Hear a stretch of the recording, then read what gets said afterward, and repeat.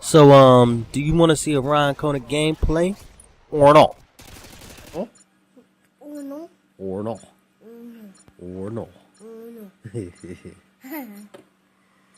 And it seems the consensus is or no. But anyway, it's your boy Cypher Jedi, aka the illest black Jedi since Mace Windu. And what is good, people? I'm back. I ain't even on my channel, man. What's good? But anyway, after 3 weeks of vacation, one computer crash, and a whole week of being sick, I am finally back recording. And of course, the first thing I do is jump on Subscribe Sunday for my boy Ryan Kona. So of course, I appreciate him for taking, allowing me to have this opportunity. But we're not gonna get it all. Anyway, this is Modern Warfare 2 gameplay. I think this right here is probably my fastest nuke to date. But we ain't even gonna talk about the gameplay no more. We're gonna jump right into my topic because if you ever come to my channel, that's just how I am. I'm quick to jump straight to my topic, and that's it.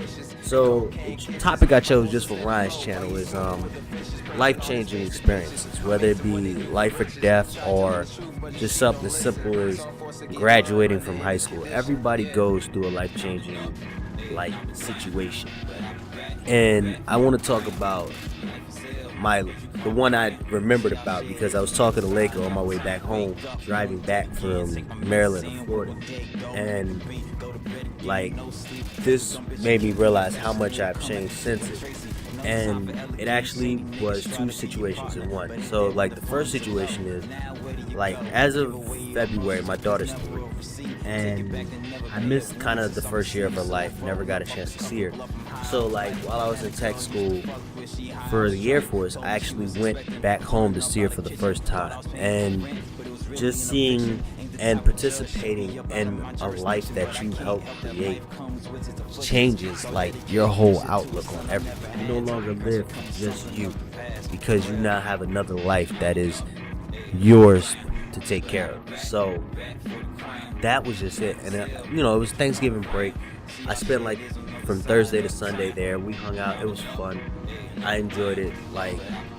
My daughter was amazing, smartest small person I've ever met in my life, that it was freaking scary.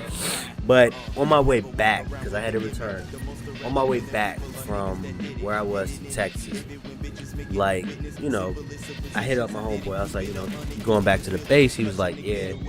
And he lived in Dallas, and so the flight I was taking me to Dallas anyway.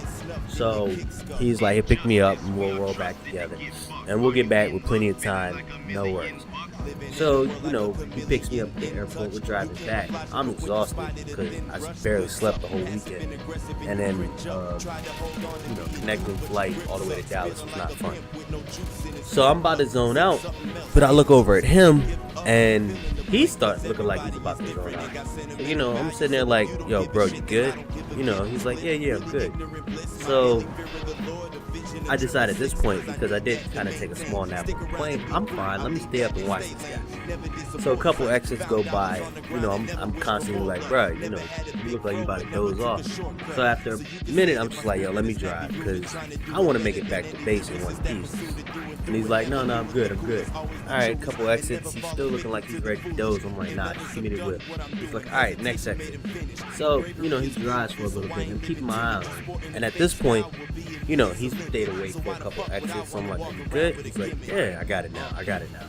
I'm guessing he caught a second wind. So, but he's like, what's up with that music though? So at the time, I pulled my laptop out my book bag and was adding music on my phone so we could play it through his radio. And so I glanced down, for 15 seconds just to check on the transfer. And I look back up and we're off the road. And I'm looking at him now. He's asleep. So I'm like, bro, wake up. Of course I yell this. I don't say it calmly. And he wakes up real fast. But instead of him thinking, let me just avoid the sign and then break all naturally, he panics. And the one thing you never want to do in a car crash is panic. So he slams down on the freaking gas. We bully through the sign, and he yanks the wheel back right. And at this point, now I'm freaking the fuck out because he didn't, relax. And by him yanking the wheel right, my side of the vehicle is now in direct, view of traffic, I guess would be the best way to put it. But no, lucky for us, nobody was behind us. So he bounces off the guardrail on the right side, bounces back across 2 lanes of traffic. Still nobody is close enough to hit us, thank God. And as we get back over to the left side, he finally thinks to hit the brakes, but he's still kind of jerking the wheel. So we hit a ditch, and like we start to roll. And it's at this point, I'm sitting there like, oh my God, please let this car flip back over onto its wheels so I don't have to kill this guy. Lucky for us, it flipped back over, and like, it was I could have died at that moment, and it made me think how short life could be, and that would have been my last time ever seeing my daughter. So, that was a life-changing thing for me. It made me appreciate all the small moments that I get to spend with her. And that's pretty much the end of my commentary. As per usual, I guess Ryan will leave the links down in the description. All my background music comes from my homeboy Gatsby. He's a hot artist from out of Tampa. You can find his music. I'm gonna have Ryan leave his link in the description below. Check his stuff out. He is pure fire, and I believe he's actually coming out with another tape coming out soon. So be on the lookout for that. But as per usual, this has been your boy Cypher Jedi. I am out.